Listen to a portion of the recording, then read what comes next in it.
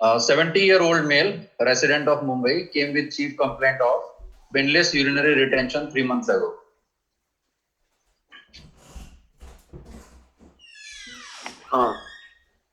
Is this the first episode or? Yes, sir. Or what?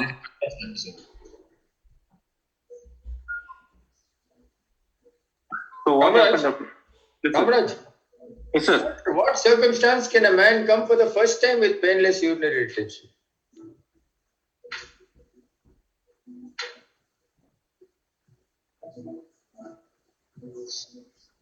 Why did you ask that question? Is it the first time? Is it a routine question or you just asked without thinking?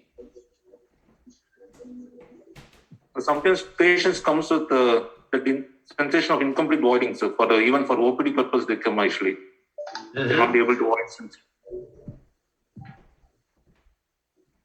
That is incomplete urination.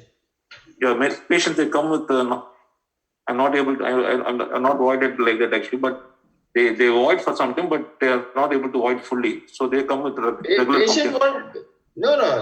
Kamlesh has rephrased what the patient has said. Kamlesh has rephrased painless urinary retention 3 months ago. Patient didn't come to the OPD saying, I got painless retention. What did he come with? Kamlesh, did the patient say, I've got painless retention? Sir, he came with the complaint of, came to us with the complaint of that he had a urinary retention episode 3 months ago with catheter in situ right now, sir. Right. So that makes a big difference, isn't it? He had Yes, sir. No, if a patient has come to the OPD, what will he come with? He won't say, I've got painless retention. What Kamlesh is saying is something different, that he had retention in the hospital somewhere, somebody put a catheter and he's come down to the catheter. Then he went about, asked the patient some more history about the retention. The patient said that, no, I did not have any pain. That's a different situation altogether. Isn't that how it happened, Kamlesh? Yes, sir. He came to the OPD with a catheter. You sat him down in the OPD and you told him, Kaise hua? How did you get it? Did you have pain? Did you have no pain? He said, no, I didn't have any pain. I went. Find out what was the reason for going to the hospital. What do you think would have been the reason, Kamaraj, for this man to have gone to hospital? And there they detected that he has got retention. It's a 70-year-old male patient, sir. So he would have some more. What could have been the presenting complaints? They're not able to void. Poor stream. Anything else? Painless urinary retention. Painless urinary retention, patients are voiding. It's quite different to acute retention. That means there is not a drop come out for 6 hours. Maybe an overflow incontinence also, sir. Right. Okay. What other complaints you think he could have? One is overflow. That means what will he have? What complaint will he say? What will be his complaint? He will be telling increased frequency of micturition, only voiding in drops. Okay. Increased frequency of micturition, only voiding in drops. Anything else? And urgency. Anything else? No, in painless urinary retention, why should he have urgency? The bladder is decompensated to a certain extent. No? So how do they void these painless urinary retention patients?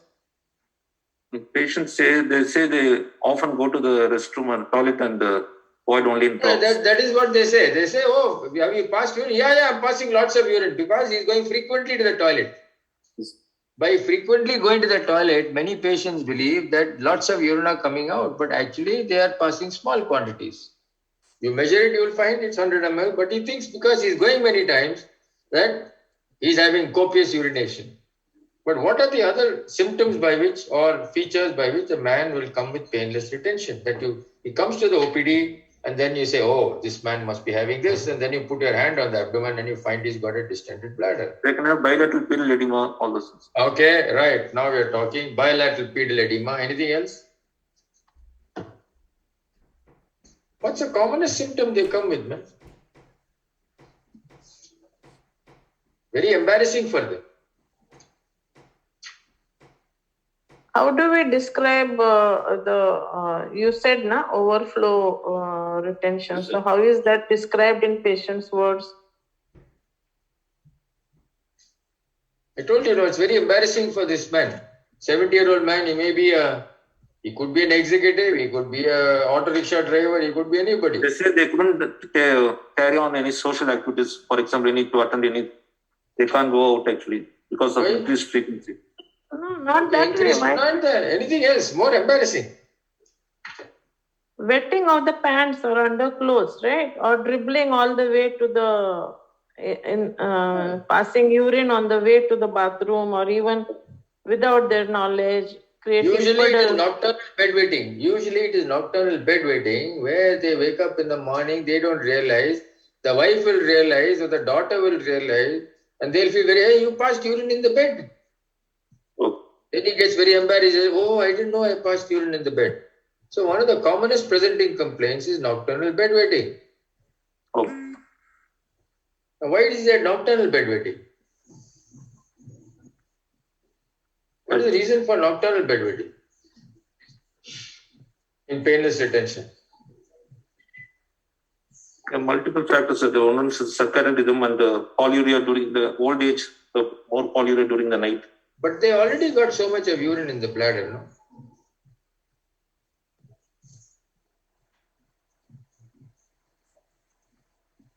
Huh?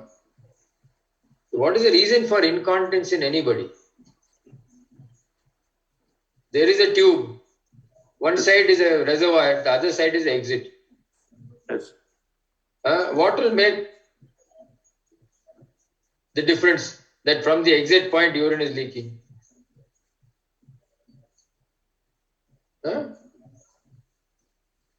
Sphincters. The pressure inside the reservoir must be more than the tube, isn't it? Yes. Yes. The pressure in the reservoir must be more in the tube, so urine will leak from the outside. Or the pressure in the reservoir is not very good because it is chronic retention, Yes. but the tube is weak. Yes, sir. Tube is weak. So whatever little pressure is there, it will leak. But if it is leaking like the tube is weak, that means day and night it will leak. And what Bhatam is saying, oh, it's true. But invariably they leak at night because the urethral resistance decreases when you are relaxed. Okay. You're sleeping at night. Your muscles are not tight.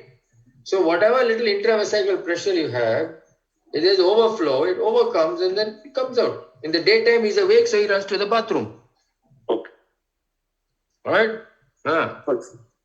So this is painless retention. So pedal edema, nocturnal bedwetting. Any other features? How they present? How else can they present?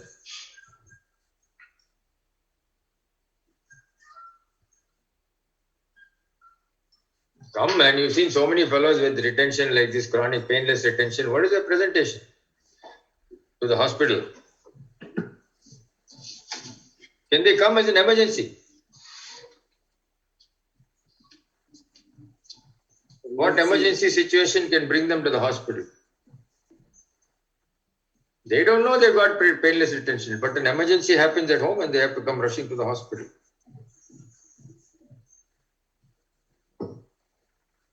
But Kamlesh, Yes, sir. can you tell me? What?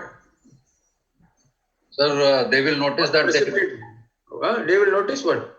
they will notice that they have not passed urine since long. They are not, they are painless retention. Can they notice something else? I'm saying they are coming as an emergency. Facial puffiness and Breathlessness, sir. breathlessness and vomiting. Right, vomiting due to? Vomiting due to what? Uremia. Uremia. Yes, of course. They can come with uremia, the symptoms of uremia. Anything else that brings them? Older people, geriatric patients. Commonest visit to the hospital. Due to? Altered sensorium, sir. Or Altered sensory due to? Due to what? uremic ANCAP, sir. Uremic encephalopathy. Anything else? Uremia, okay, we've discussed that. But you said altered sensorium due to what? This electrolyte. Due to what? Which electrolyte? hyponatremia. Due to what? How does that happen?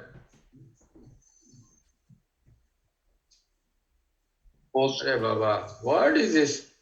Huh? Two of the commonest presentations into the emergency in geriatric patients is lung infection and urinary infection. They can come with sepsis, man.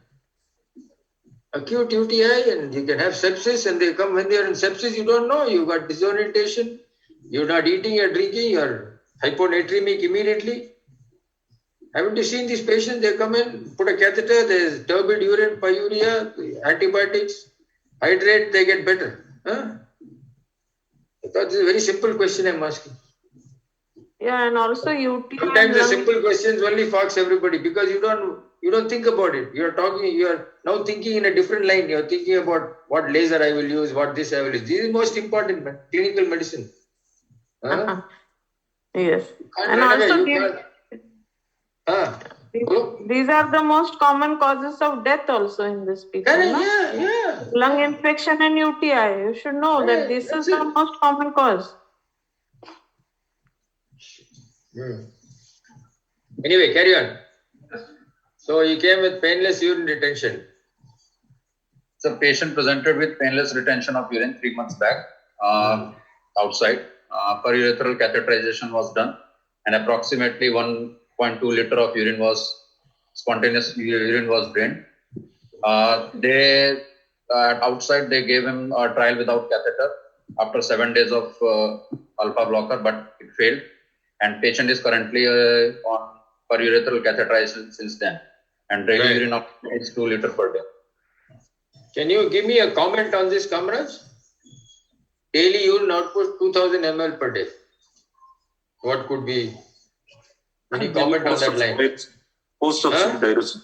Post-obstructive diuresis you have to think of, sir. But already now it is 3 months back. Painless retention of urine 3 months back. What is doing post-obstructive diuresis now? 2 liters per day of urine is passing. What could be the reason? One is pathological, even pathological post-obstructive diuresis can lead to this such. What is this pathological post-obstructive diuresis? So, due to long-standing things, the concentrating ability will be lost and the aquaporin channels all will be. So what could be the reason for this? Concentrating ability is lost when?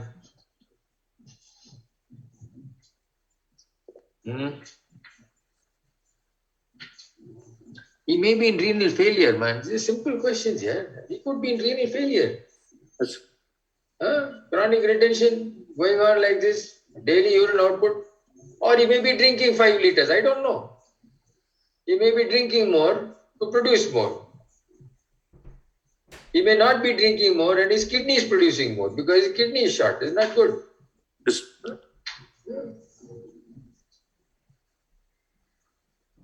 What is this phase of pathological post-obstructive diuresis that you're talking about? Generally, the physiological thing is because of the fluid. Physiological is over. Physiological is over. The phase of uremia and causing this. The phase of ATN is gone because already 3 months. Now something else is happening. Have you heard of SIADH? Yes, sir. Symptom of that's what is happening. That's what is happening. And if he is producing more, he will be nephrogenic diabetes insipidus. Yes. Hey, Baba, these are all very basic physiological phenomena, man. We have to know all this. Okay, carry on. The patient had history of, before catheterization, he had history of increased frequency, nocturia, weak urinary stream, straining, sense of incomplete bladder emptying, associated with intermittent burning micturition. And no history of pyuria, lithuria, hematuria, no history of constipation, no history of... Leave this up. Leave this slide out. It doesn't give anything. Patient had He was recently diagnosed hypertensive and is on treatment since 3 months. Non-diabetic, no history of tuberculosis, mixed diet and sleeps well with bowel habit regular, denies any addiction, and no any history of similar illness in family. Okay, tell us the findings in the physical exam. Sir, What is it that you want to know, Kamaraj, in the physical exam? Important?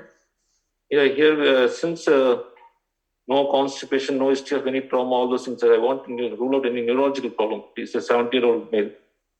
Okay. Then even other systems apart from this, any cardiovascular No, I system. forget all. Forget the heart and lungs and all that.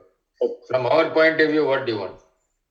Yeah, basically, I want to examine the genitalia and upper abdomen and DRE and focal neurological examinations.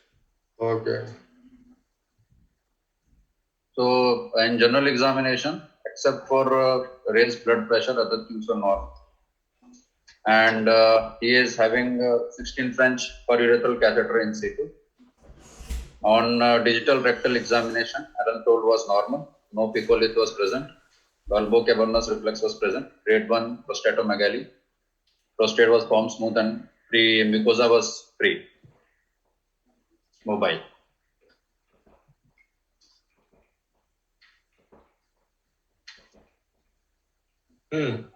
So now what? Kamaraj, what's your working diagnosis? All the sub-findings now, the benign prostatic enlargement, sir, considering this age and the absence of any other. Benign prostate, that's all. Benign prostate enlargement. Grade 1 prostate only. It's less LEPS complicating with benign prostatic enlargement.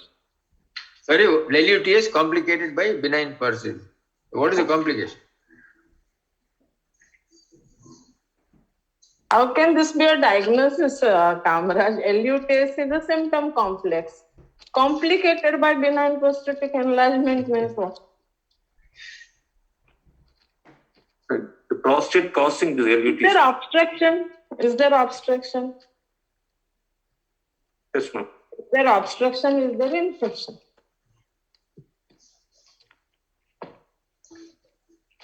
There is obstruction because he couldn't pass urine, no? Yeah. He couldn't pass urine, so there is some blockage there. Yes, Oh, obstruction. yeah. So what's your diagnosis? What's your diagnosis? Obstruction, infection, malignancy, failure. What is? These are the broad categories for diagnosis. Then you can add which organ you are talking about. Yeah, outlet obstruction, bladder outlet obstruction. So bladder outlet obstruction is happened why? Because of malignancy, infection, congenital. Benign, that's what we call the benign enlargement of prostate. Okay, you suspect it is benign enlargement of prostate. And what else is the whole situation telling you?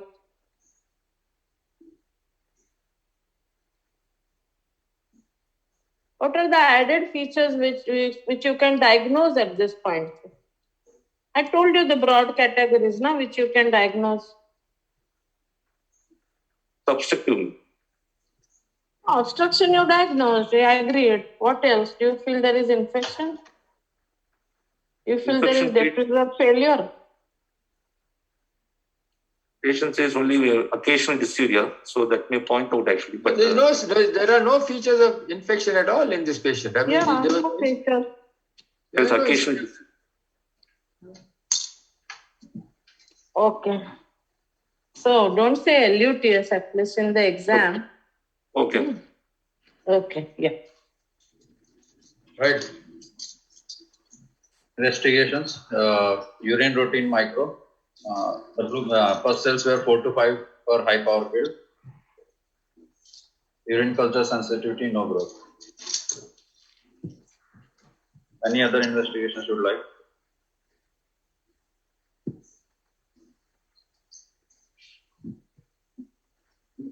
Hello. Just go back on the previous slide. Okay. Any other investigations you want? Serum creatinine and Yes. So, serum creatinine before insertion of periurethral catheter was 3.8. 2 months after insertion it was 2.25.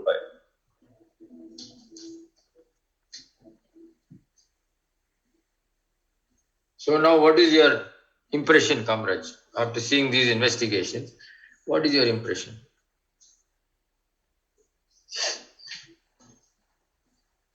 patient has got renal failure due to obstruction. So because of obstruction relieving, it is coming down actually. Right. The blood urea nitrogen has come down actually significantly. So he's got bladder outlet obstruction, secondary to benign prostatic enlargement with Obstructive uropathy. Yeah. obstructive uropathy. All right.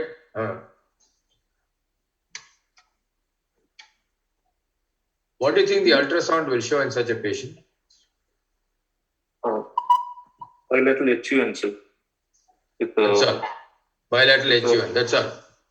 particle thickness thinning will be maybe there. What else? Bladder thickness, thick wall bladder. Right. Anything else? Articulation or diverticular you have to see. Right. Anything else? Vesical calculi also you have to see. Very good. So on an ultrasound, these are the things that you may expect. And therefore, you are expected when you do the ultrasound yourself to look out for all these features. Suppose the bladder is very thick walled versus a bladder which is not thick walled in a patient like this. What is your inference? The thick wall bladder will be more favoring of chronic obstructions actually. Yeah. What other positive feature do we have in this investigation in this patient with chronic retention? Any other positive feature? Positive means a good feature. Hemoglobin is improved actually. Huh? Hemoglobin is improved after the catheterization actually. Okay, that's good. His renal function has improved, so the HB has improved. Is there any other favorable factor here? You know, in this patient with chronic. Sorry? Blood glucose under normal values actually. Blood group. What is it? Blood glucose, sorry. Glucose. Blood glucose. Yes, very important. Very important. So diabetic he's not a diabetic. So, you know, the features which are related to chronic retention, you can see in diabetic cystopathy. So you're always worried in a patient who's got chronic diabetes, whether there is a problem. Okay. So these were the sonography picture. These are the sonography picture. Yes.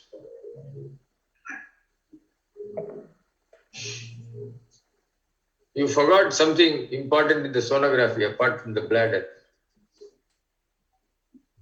See that, camera?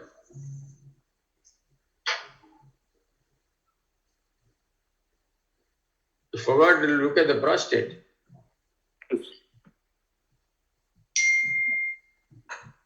Prostate is Is this grade 1, you think? yes. So what is this? More of? Median lobe enlargement is there. You want a better image? Transrectal we can go. No. With the transabdominal, can you get a better image of this median lobe?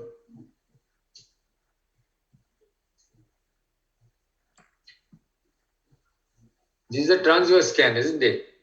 Yes. Sagittal we can go. You can see this thing protruding inside nicely, and then you will be able to measure the what? IVPT. What do you want? Yes. Is that important? It's important. Sir. Wow.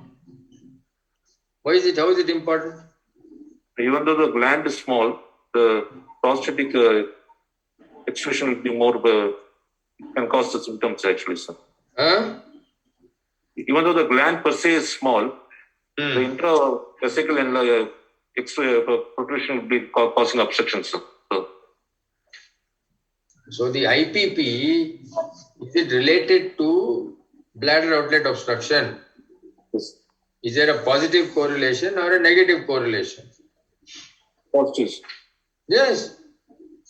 So intraprostatic protrusion of the prostate correlates well with bladder outlet obstruction.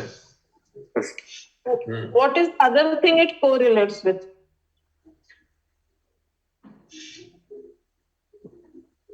That was there in this patient also.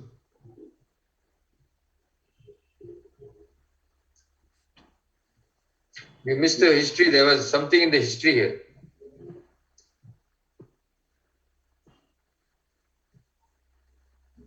What did they do to this patient after they gave him alpha blockers? File voiding. So it correlates with outcome, no? The Which failure of outcome? file voiding. Hmm. The medical So what is management. better words, how can you put it? The chances for medical success with medical treatment is less, ma'am, with more IVP. Yeah. Okay.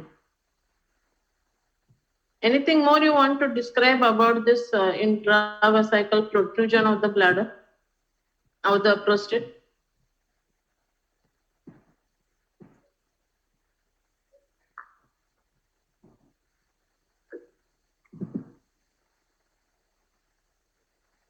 No. That's a nice answer. Okay. But definitely whether there is calcification in it, whether any hypoechoic areas, you can mention simple things like they'll say that, okay, this boy is thinking in terms of this also. Okay. Oh.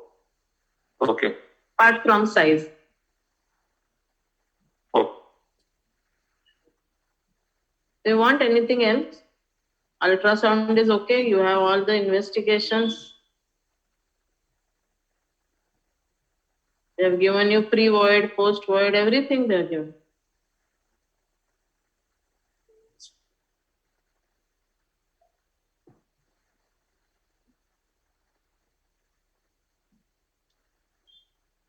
We're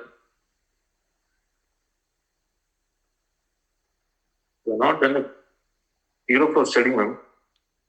Euroflow He's you on want to do? catheter, no? He's on catheter. Anyway, with this history, will you do Euroflow? As a part of What CMG. CMG. So tell you want to do CMG. Don't say I'll do Euroflow.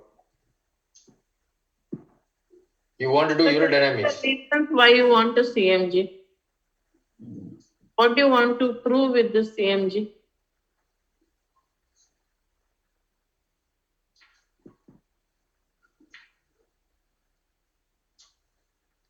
Come, man. Kamraj. What do you want to prove with the CMG? You're showing me the CMG already. But you need to know now. A patient will ask you, why are you doing such an important, expensive investigation? Why? We want to rule out, ma'am, bladder outlet obstruction. Obstruction is there now in front of you. Median We have lobe. to, we have to prove whether the bladder is underactive or not. So, any intervention. Bladder is contractile or not. You want to prove that. Yeah, underactive bladder. Even though if you correct the outlet obstruction, so if the bladder is underactive, then any definitive intervention. So that's what we want to rule out actually. So suppose this patient has no detrusor contraction. Show the CMG. Let's see what is it. Yeah. Show the CMG. See it. What is your impression? The T rate is very low, ma'am. There's Low. no. So what? What are you going to do? How has this CMG helped you now? All you know is that P det is low. Okay. So what? It shows that that is not, the tools are not functioning. All right. So what will you do with that information? So we can't go for a definitive procedure for any prostate obstruction also. So what will you do? So now our main thing is to decompress the bladder. He's decompressed already. He's on catheter. The patient ask for permanent management. Yes. So- What is the So you have permanent to- management? We have to counsel him for either prolonged continuous catheterization or SPC or CAC, any amount, one among these. So the answer to the question is the CMG tells us something that is going to help us to counsel the patient. Isn't it? Huh? That, okay, this is the state of your bladder. You may void, you may not void. So that you know that this is what it is. You can help counseling. Huh? So what will you do now? Patient says, doctor, you do whatever you think is appropriate. What will you do?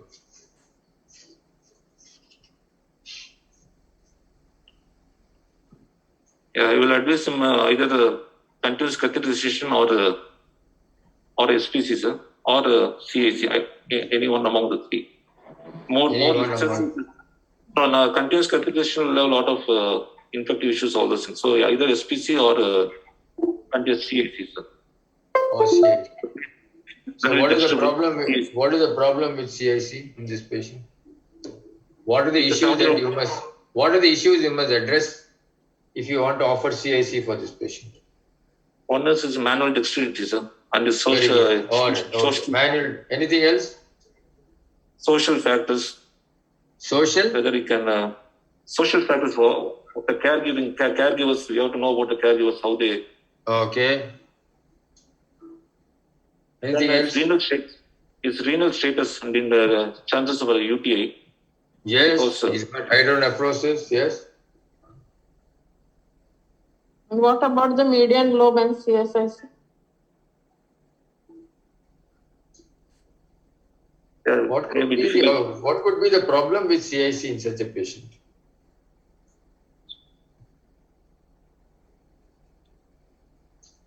Sometimes it may be difficult for the patient to insert actually. Yeah. So what can happen? They may go for a false passage, all those things, and injury. More infection. importantly, something more serious can happen. He'll come running in the night only to the OPD, to the casualty. What will he come with? He may come with bleeding, sir, because of Bleeding, correct. Yes, False. he will come with bleeding. Yes, hematuria. Why? false passage and yeah. Not false passage. Or he may hit the prostate also because Yeah, of the he medial will lobe. be sitting there like a wall. No, he can traumatize. Even under vision, when people put the resectoscope, they traumatize the medial lobe. This fellow is doing it blind, no? So he can, yes. Passage is in the urethra. This is direct trauma to the median lobe, no? Okay. What is the other problem with this situation? In this particular patient, if you advise CIC, what is another problem that you may be faced with?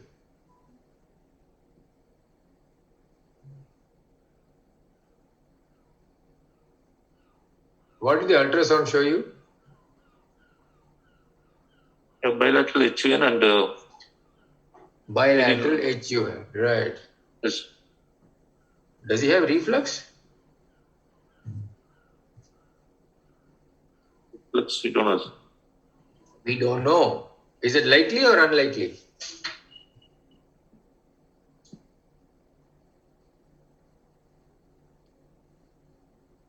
There's no, actually the CMD, the pressure was very low actually. So No. I don't bring the CMG. I'm asking a totally different question.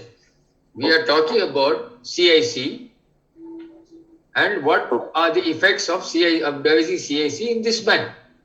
You said no, you will do CIC. And we said one was he can traumatize the thing, manual dexterity, social reasons.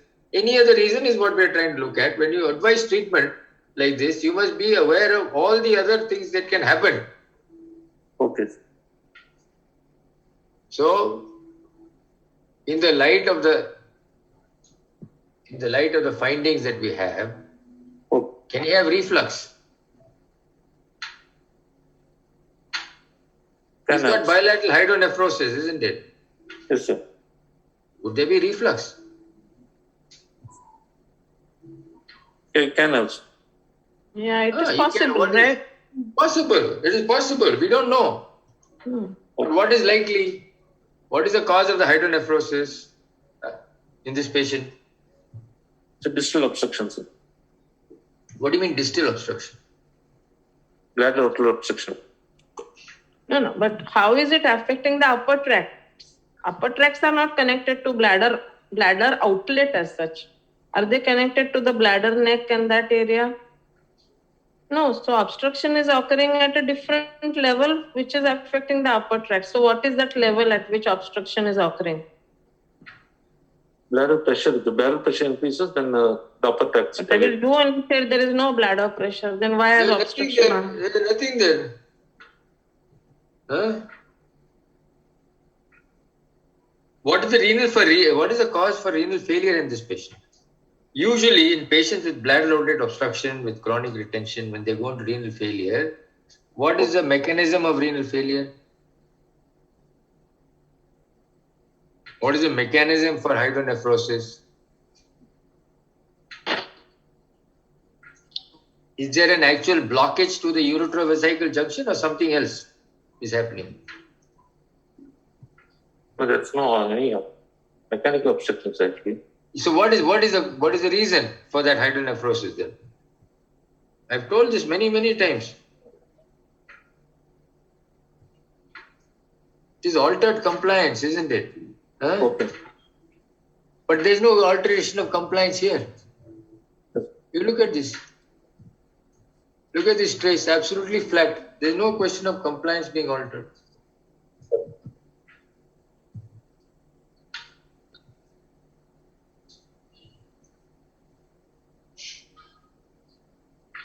Huh? If you look very carefully at the detrusor line and you look at very carefully at the vesical line, very carefully, you notice that it is not as flat as the abdominal line. You see the abdominal flank is ramrod straight. But you see the other one, it's not ramrod flat. There's a little bit of rise. From the baseline to the top, little bit of rise, maybe 10 centimeters, maybe 15 centimeters. Okay, each of those divisions it's 100, so 20, 25, 50, 75, yeah. So it's 25, so it's in between the zero. So really, if you look very carefully at that compliance, it's little more than 10. Yes. No, look at this trace very carefully. Don't eyeball it just like that and leave it and say, nothing. But look very carefully at the trace and you will realize that when you compare the abdominal trace with the rest of it, you notice that the abdominal trace is absolutely on that line. It's a very beautifully balanced CMG. Yes. You cannot find fault. You look at that cough signal, nothing on that. Yes. But you look at the detrusor line, you look at the intermediate coughs also, perfect. Oh. So you look at this line, if the compliance was absolutely normal, then all three lines will be on this baseline, which is starting off. Okay. There is a definite flicker. On the detrusor line. And you can see it slowly going up. Maybe if you filled more, it may have gone up. How much did they fill? Some 200 is there. I can see a figure, 200 and something. Yeah. 200. So you must remember what was the residual urine in this patient. He has been on CBD for 3 months. Okay? So there has been an improvement. By drainage, the renal function has improved. Compliance may have improved. It is just that the detrusor still hasn't improved. Yes, sir. You understand? Yes, sir. The compliance is improved because the renal function has improved. Both are, and you will see this. if you had done the CMG much earlier, maybe you would have seen an altered compliance in such a patient. Okay. But right now, you can see that there is a very mild degree of alteration in compliance, very mild. Okay. But still, the detrusor has not improved. Yes. So, what are you going to do? You're still stuck with this patient, isn't it? Yes. What will you do with him? Will you now offer CIC? Will you now offer continuous catheter drainage? Will you now offer SPC? Will you now offer TURP? What will you do?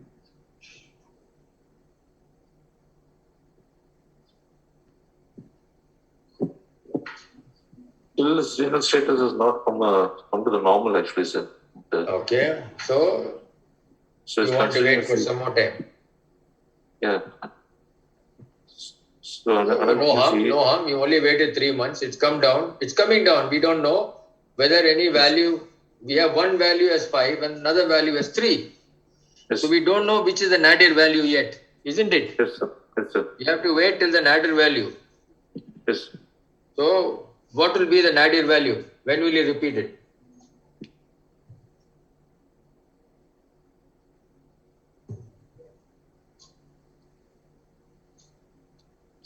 So If the patient has come today. today, if you see the date, you see 3 months later, the creatinine is 3.8. He's been on catheter drainage.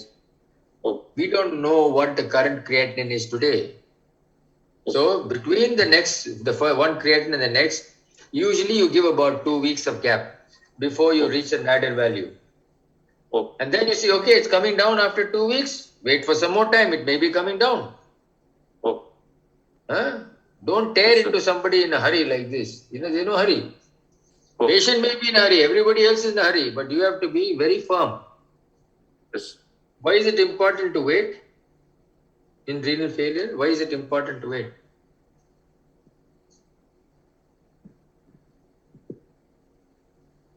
Anything surgery during the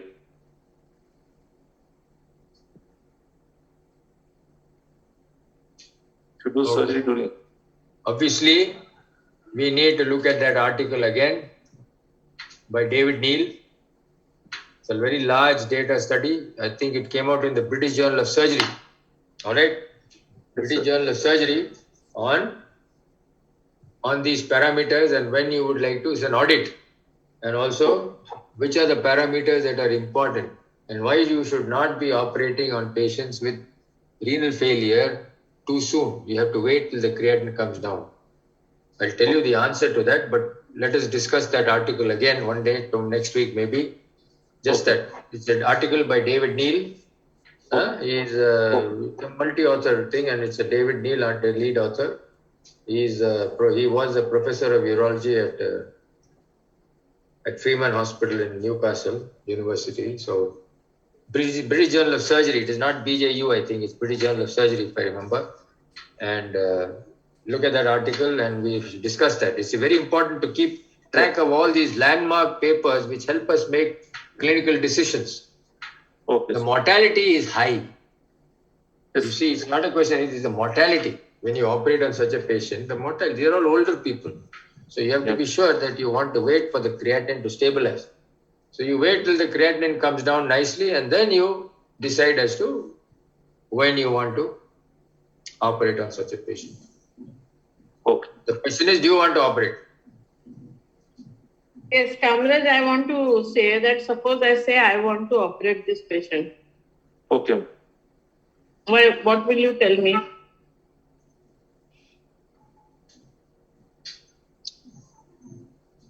The chances for voiding is you have to tell him he may not void in the post-op period. So again, the So- same. Is it 10%, 20%? Or 0? Zero, then we can't convince the patient to get operated now. So it should be like it should be Very 50-50. good. No, not that way. You have to tell me a scientific answer to it. No? What are the chances that you must have seen such patients, right? Yes, ma'am. Yeah. Detrusor pressures are very low. Very low. And you do a TRP. Yes. The patient is able to void. Reasonably void. Since compliance is getting better and its renal parameters are getting better, No. So what is the chance? You have to tell me now. There is a chance that 80% you'll start voiding to your satisfaction. So we'll go ahead for surgery. Under what circumstances would you have told the patient, Arey Baba, don't worry, you will void? After looking at the CMG, you can tell the patient, don't worry, you will void, you have the operation. if the period is more than 60, we can tell. Right. If there is a visible good detrusor contraction, that's good. It may not be to that. Sometimes it may be high, sometimes it may be just moderate. But there is a detrusor contraction, which gives you that, okay, it is beyond a certain point. It's more towards 80%, 90% later. Yeah? Now, madam is asking, in this situation, what percentage will you give him? You have to remember, this patient was passing urine before he came to that hospital 3 months ago. Yes. He was passing urine. They said he went because his creatinine was high and he was having problem. We don't know the exact reason why he was admitted, but obviously it must have been due to elevated creatinine. Huh?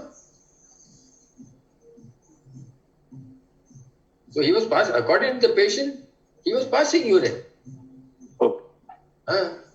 So if the patient is passing urine, there must be some detrusor, no? There must be some detrusor. It can't be just dribbling all the time. It must be some pass. It was night only. But so it was very important to take the history correctly in these patients. They were passing urine in the daytime. In the night time, you may have overflow incontinence. Huh? The retention may have been painless. Huh? And we are saying chronic because it was beyond a certain value. But he was passing urine. If he was not passing any urine, then he would have, not a single drop would have come out, no? So to make that urine come out of this bladder, there must be some detrusor contraction, isn't it? Yes.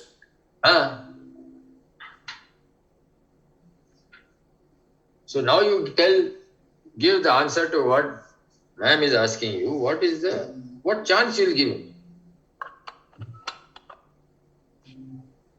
It's 50-50. 50-50. Yeah, correct. It's a 50-50 chance is there. It's a straightforward. You may pass urine, you may not pass urine. 50-50. That's all.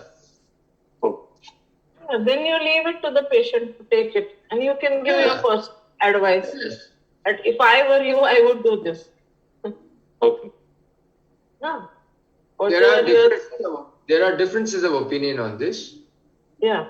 Some people will wait for some more time and see what is happening and repeat a CMG and see whether there's any field. If waiting, the CMG doesn't improve, such a patient will be put on either CIC or continuous catheter drainage or SPC by urologist A. Oh. Urologist B will have a different opinion.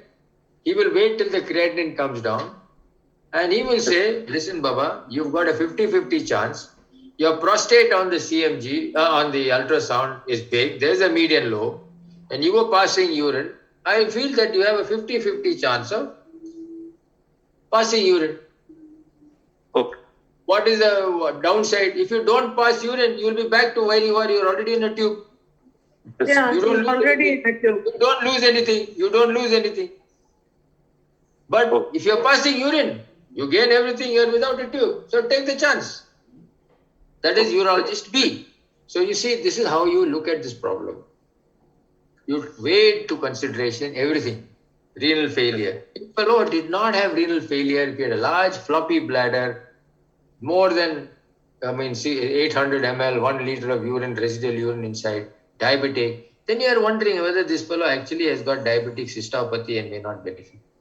Oh. Small prostate on ultrasound, small prostate on PR. These are all the patients who have, we have to be looked at very carefully. And last but not least, you do an endoscopy on these patients and you will see that there is endoscopic evidence of obstruction. Compared to a patient who's got no obstruction, you will find there's no encroachment of the prostatic urethra with the lobes. You won't find a medial lobe, and you'll be able to see the bladder neck directly from the verumontanum. Oh, These are the patients where there is no endoscopic evidence of obstruction and they probably will not benefit. This is what even Paul Abraham said that day in his webinar, that when there is endoscopic evidence, these patients, even if they do have an underactive detrusor, the discussion was on underactive detrusor, these guys do seem to have a benefit. oh, Right? So there's a lot being written about underactive detrusors or hypercontractile detrusors now. oh, But more importantly, in a patient like this, you have these options to give. And Yes, you can sir. say, well, you do this, you have a 50-50 chance. Whereas here, if you do an endoscopy, you will find that, oh, bladder may be trabeculated, you have other features, there may be thick walled bladder. Okay, so this guy's bladder is not all that bad, he probably will have a good chance. Now, after TURP, you take out his catheter and he's passing urine. okay. Huh? Yes, sir. Passing urine, but your policy is to check PVR on everybody, no? Because this fellow was in chronic retention. Yes, sir. And this guy, you found that he was voiding, but he had a PVR of 200 ml. Okay. His pre-op residual urine, post-void residual urine was 300. They've shown pre-void was 500, post-void was 380. Remember that ultrasound showed two values, pre-void and post-void, correct? Which means this fellow had gone to the toilet to pass urine. If his detrusor was 0, he would not have been able to pass anything at all. So he passed some 200 ml and came back. Okay, sir. So all these are features which will suggest that this guy should actually have more than 50-50 chance. But you are being conservative, you want to be safe, so you say 50-50. But in your mind, you know that probably he's got a better chance. Okay. So if his PVR is 200, what will you do? We have to Then give the time, sir. TURP, patient is passing urine, but your nurse, as usual, is part of your protocol, goes and checks and finds the PVR is 200. And tells you when you're coming for around, doctor, the PVR is 200. What will you do? We have to see how much volume he voids actually, sir. He's happy voiding.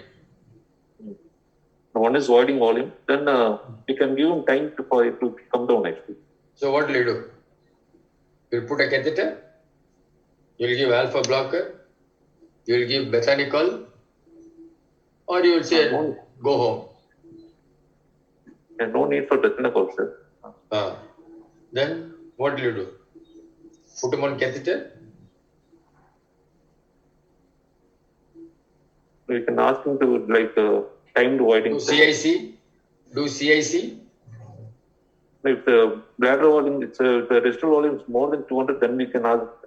Since it is less than 200, no need for CAC, sir. No, I'm saying it's 200. It's 200. Yeah, timed But voiding less and than- double voiding. Hmm? Timed voiding and double voiding, you have to be actually. Okay. So basically, if the patient has got a residual urine volume, which is likely after a procedure like this, and with this background, these patients do have some residual urine volume. Okay. And as you rightly said, you measure the voided volume also. If the voided volume is 10 ml and the residual urine is 200, then this is significant, isn't it? Yes. And that means he'll be in trouble. He himself, when he's voiding 10 ml, he will say, I'm not voiding. But if he says, I'm voiding well, he's voiding well. Yes. You have to believe the patient. He's voiding well. He's telling you, sir, I'm voiding well nicely. I'm no trouble. I'm passing urine, but my PVR is 200. In that situation, if he says he's voiding well, the PVR is 200, he's got no infection, he's got no incontinence, leave him alone. Yes, sir. Slowly, this bladder will improve. You tell him, as you rightly said, go to the toilet frequently, don't drink too much of water, control your constipation, everything else. And over time, it will improve. It may improve, it may not improve, but the important thing is you are off catheter. Yes. So these two things have to wait, infection and incontinence, two eyes. Okay. If he's got incontinence, that means he's wetting the clothes. That means his residual urine is significant. Yes, sir. Or the incontinence may be due to urge, which you have missed on the CMG because the compliance is now. This compliance is there.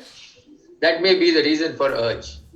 So you'll have, in that situation, there's no point in giving anticholinergics because he's got high residual. You empty the residue. So put him back on catheter, give some more time, this bladder will improve. Or you institute CIC if he can. Okay. If he's got incontinence, if he's got recurrent infection, that means the bladder the residual urine is causing a problem. You'll have to cover the antibiotics, drain the bladder, keep him for some more time, and then give him another trial because he was voiding. So hopefully this will improve. Okay. These are things that don't change overnight, and you've got to make a decision and keep these patients on regular follow-up and counsel them that this is how it is. Okay. So homework for next week is that article by David Neal. Okay? British Journal of Surgery it is. Anand will be able to help you. I see Anand coming in photograph there. Yeah, and Morning, also, Anand. sir.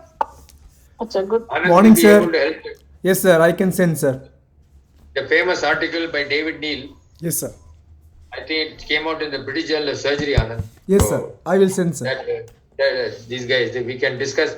It's nice to keep these, as I said, these landmark articles in view in our in our vision, so that you fall back on all this solid data to help us make Okay. clinical decisions. Why you don't want to operate in somebody renal failure? Why you want to do this? The audit was there, very good, very good. 2 papers came out. Okay. Yes, Okay. sir. I can add one more, sir, if I may. Yes.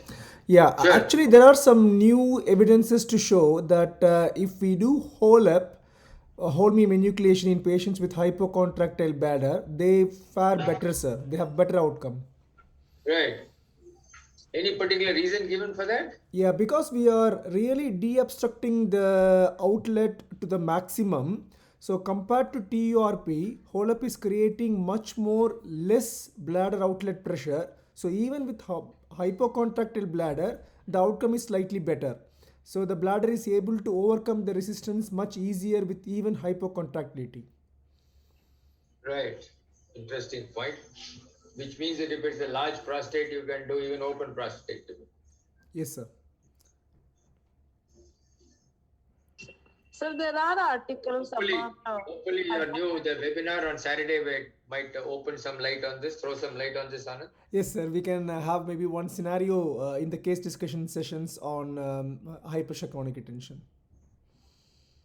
Yeah, I think so. It's always a very important topic, and it's always a contentious issue as to what to do with these patients. So there's no harm. I think so. We have to keep in view all these important things. Yes, Sujata ma'am, you were saying something. Sorry. Sir, there are lots of papers on hypocontractile detrusor and outcome of surgery. So I think there was one from our institute also, sir. So I think we can have a small topic on this so that their ideas are clear. Yeah, I think very important. No, we have to keep revising these things all the time. You see, there's so much going on around the world that we tend to forget some of these things, and these are all very basic clinical problems which you see day to day. Yeah. And you will have to remember these things, and the more you think about it, the more you discuss it, the more it stays in your brain. So it's very important. Yeah. So Okay, sir. next week we can do this. Very nice. Yeah. Okay, thank you everyone. Thank you. Stay safe, everybody.